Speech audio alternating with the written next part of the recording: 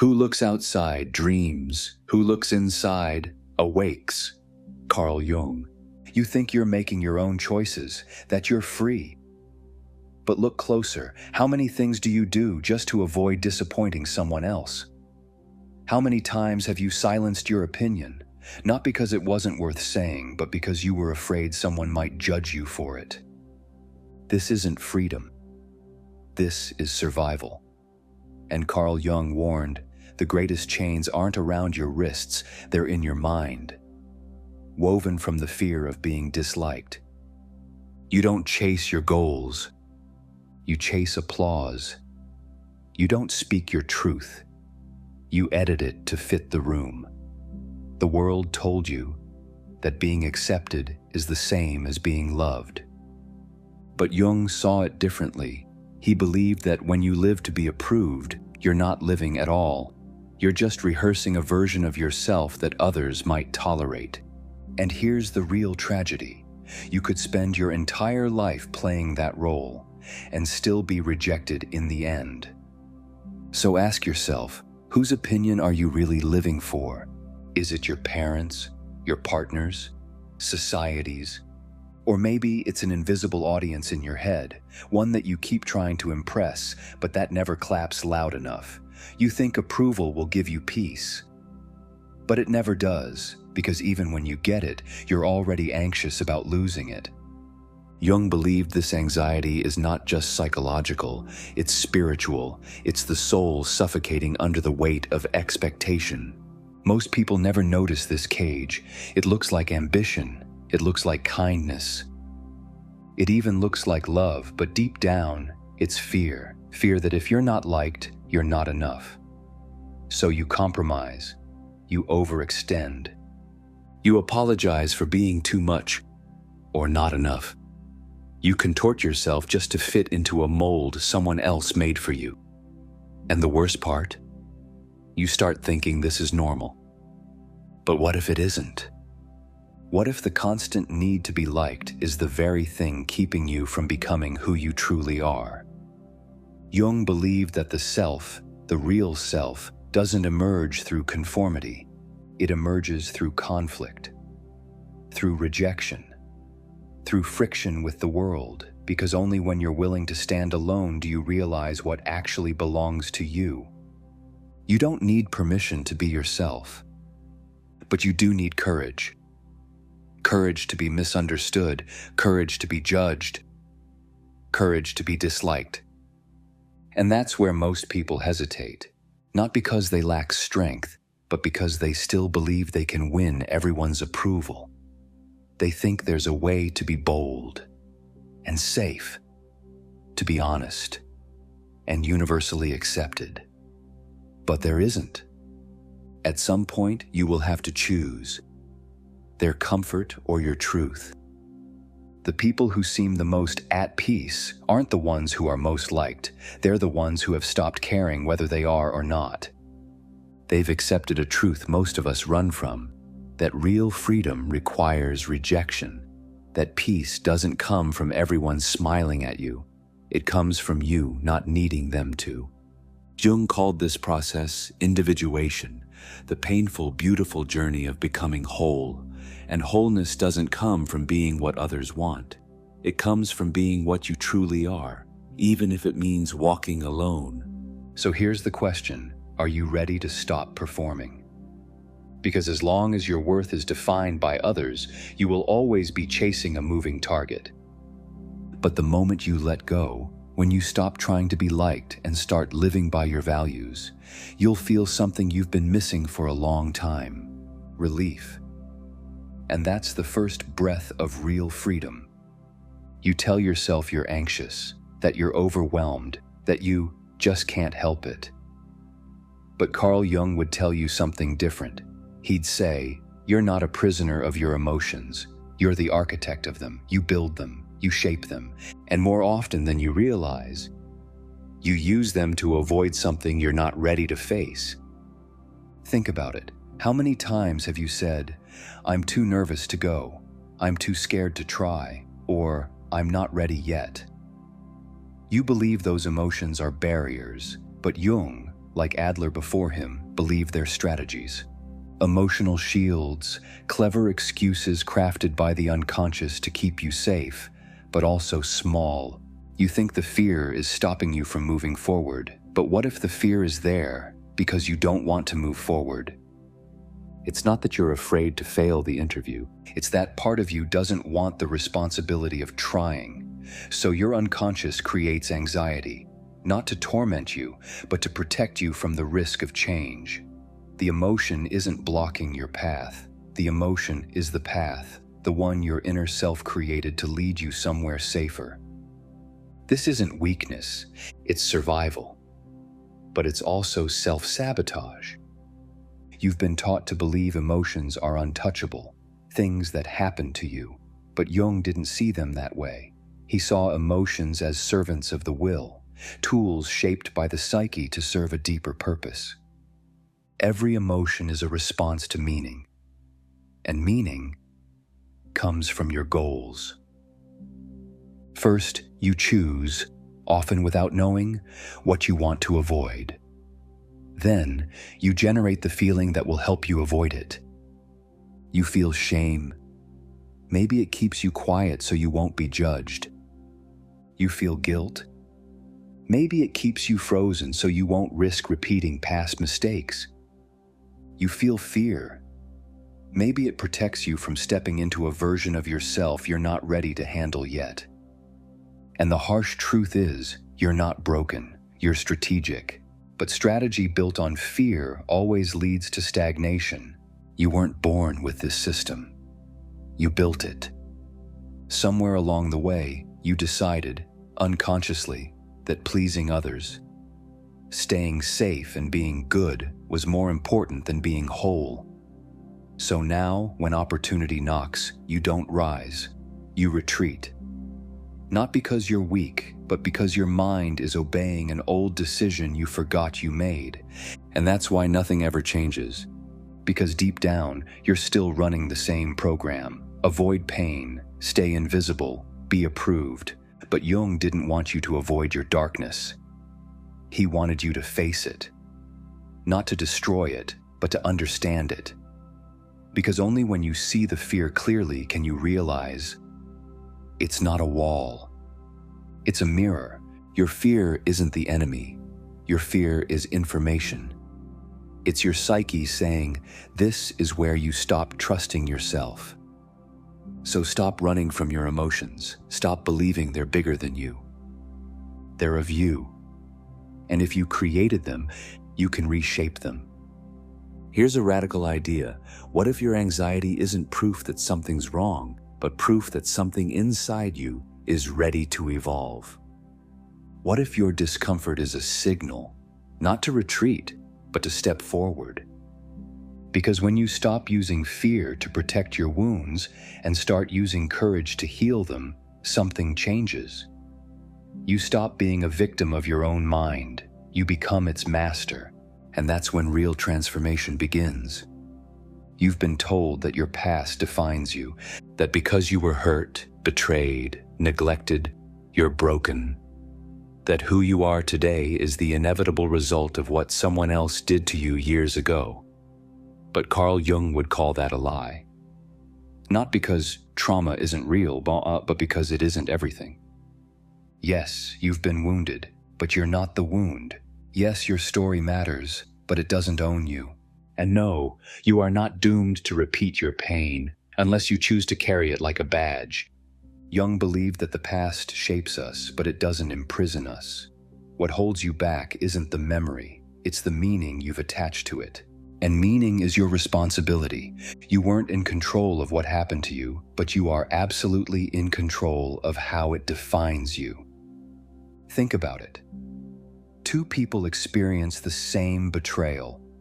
One grows bitter. The other grows wise. What's the difference? Not the event.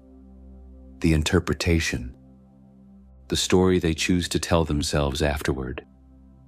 Jung saw this choice as the foundation of psychological freedom. He didn't believe in using trauma as an excuse to stay small.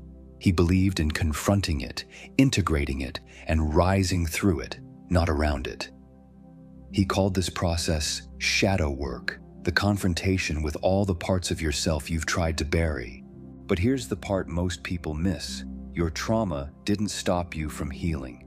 Your relationship with your trauma did. You started believing that because something went wrong back then, nothing can go right now. You gave your pain a throne and called it your personality. You started telling yourself things like, "I'm just like this because of my past. I can't change. You don't know what I've been through." And sure, it feels protective. But it's also a prison. What Jung would ask is this: who are you beneath that story? Who would you be if you stopped needing the pain to justify your behavior? Pain is real, but so is power. You've suffered, but you've also survived. So why let a version of you who was hurt dictate what you're capable of now? The past doesn't predict the future. It invites it. It points toward the part of you that still needs to wake up, the part that still believes you're stuck. But you're not stuck. You're attached. Attached to an identity shaped by pain, repeated so many times it feels like truth. But Jung believed something radical, that even the most broken-seeming person could reconstruct their life if they were willing to take ownership of their story. So here's a hard question. Are you still living in your trauma? Because it protects you from having to try again? Because if the story is, "I can't," then you never have to face the fear of, "What if I can but still fail?" That's why some people stay wounded, not because they want to suffer, but because the pain is familiar. And familiar pain is often easier than unfamiliar freedom. But freedom requires something more dangerous. It demands you let go of the story that made you feel safe. You are not a victim of your history. You are the author of your meaning. And when you realize that, you stop asking, "Why did this happen to me?" and start asking, "What am I going to do with it now?" You can't erase the past, but you can rise from it. Not despite it, because of it. You think you're being kind, that you're generous, that you're always there for everyone, but Carl Jung would challenge that. He'd ask, "Are you really helping others? Or are you just afraid of being unloved if you don't?" Most people who live to please others aren't saints. They're scared. They don't say yes out of love, but out of fear. Fear of disappointing, fear of rejection, fear that if they ever put themselves first, they'll be abandoned. And so they give, endlessly, quietly, but always with a silent expectation. "Now you owe me." Jung believed this isn't altruism, this is performance. A strategy. You trade pieces of yourself hoping it will buy you security or approval. But here's the problem. People don't always repay the way you expect. And when they don't, the bitterness sets in. You say you helped them out of love, but deep down, you were counting on something in return.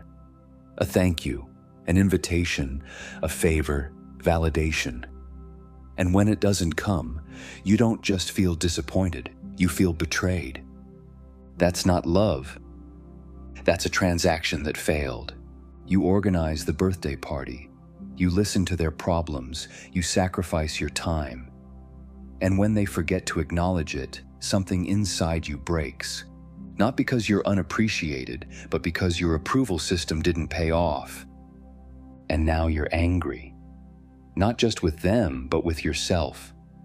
Because deep down, you knew it was conditional.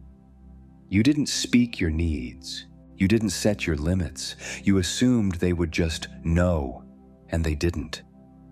So now you're stuck in a pattern Jung warned about. Resentful giving. It looks noble on the outside, but inside, it's burning you alive. You say yes when you mean no. You pretend to care when you're exhausted. You call it being selfless, but in truth, you're scared of what would happen if you finally stop trying to be useful. Because if you're not useful, will anyone still love you? That's the question most people are too afraid to face. So they keep pleasing, keep performing, keep saying I'm fine while quietly drowning in silent rage. Jung called this soul fragmentation, when you abandon parts of yourself just to keep peace on the outside. But what kind of peace is that? One built on your silence, on your absence. You think you're protecting the relationship, but what you're really doing is trading your authenticity for crumbs of affection. That's not connection. That's emotional manipulation in disguise. Real love, real contribution doesn't come with strings. You don't owe people your time, your energy, or your obedience, and they don't owe you applause in return. Jung believed the healthiest relationships are built on mutual freedom, where both people are free to be who they are without obligation or guilt. So if you want to love deeply, start here. Tell the truth. Set a boundary. Say no. Be disliked. Because the moment you stop performing kindness and start living it without needing anything back, is the moment you'll feel what true freedom really is. You're not here to keep everyone happy. You're not responsible for their reactions. Your job is to be honest, to be present, and to stop using goodness as a currency for love.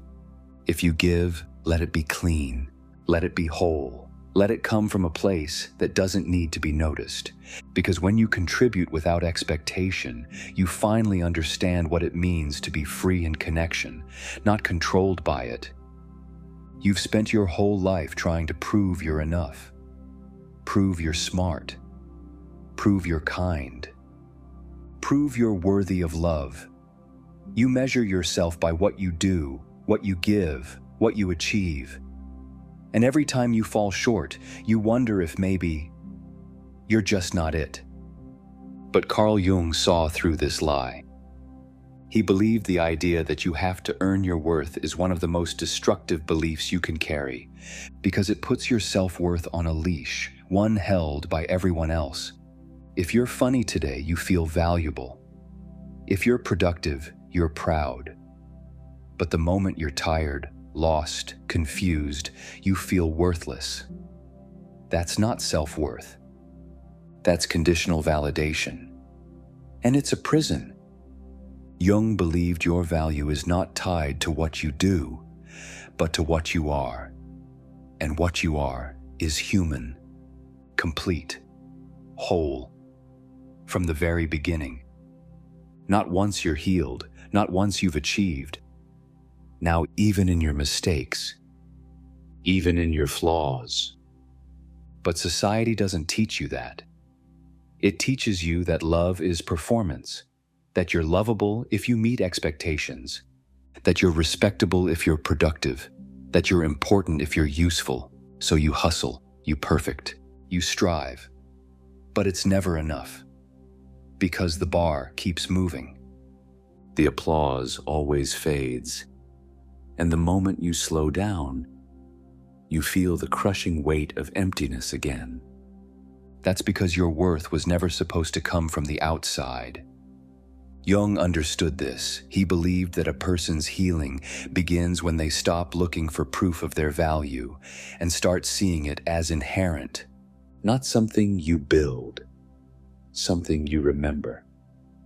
You were not born needing to be impressive. You were born needing to be real. And the moment you realize that, you stop playing the game. You stop competing. Because there's nothing to compete for when you already have value. Other people's success, it doesn't threaten you. It inspires you. Their light doesn't dim yours. It reminds you of your own. Jung would say, the only real power is the power of self-acceptance. Not the blind, feel-good kind, but the deep kind, the kind that says, I am enough, even as I grow. I am enough even when I fall short. I am enough, even when no one sees it. This is the beginning of inner freedom, because once you stop chasing worth, you start living truth. You start showing up as you are, not as who you think the world wants you to be. You stop needing to be impressive. You stop apologizing for your needs. You stop measuring your existence by your output. And in that space, that silence, something profound happens. You feel peace. Not because everything is perfect, but because you're no longer pretending. This is what Jung meant when he spoke of becoming whole, reclaiming every part of you that was once told, "You're not good enough. You are not what you do. You are not what you failed at. You are not someone else's approval. You are already enough, even in your becoming." And that truth, it will set you free. Some people move through life with a quiet strength. They're not louder, not richer, not more talented. But when they speak, you feel it. When they walk into a room, they're not performing, they're just whole. These people aren't chasing approval. They're not addicted to being liked. And Carl Jung understood why. He believed that true happiness isn't found in comfort, status, or applause. It's found in integrity, in the alignment between who you are, what you believe, and how you live. Genuinely happy people don't live to be understood, even if they walk away. You want peace? Then accept this: not everyone will like you. And that's okay. The goal is not to be universally accepted. The goal is to look in the mirror and recognize the person staring back, to be able to say, "This is me, and I didn't sell myself to be loved." That's freedom. So stop editing your truth. Stop auditioning for your worth. Stop letting fear drive your life, because the moment you embrace rejection, you unlock something far more powerful than approval: authenticity. And authentic people, they sleep better, they breathe deeper, they connect without games, they love without conditions, they live without apology, and most importantly, they live now. So here's the final question: would you rather be liked for your disguise or be free in your truth, even if it costs you their approval? Because Jung knew the answer, and deep down, so do you.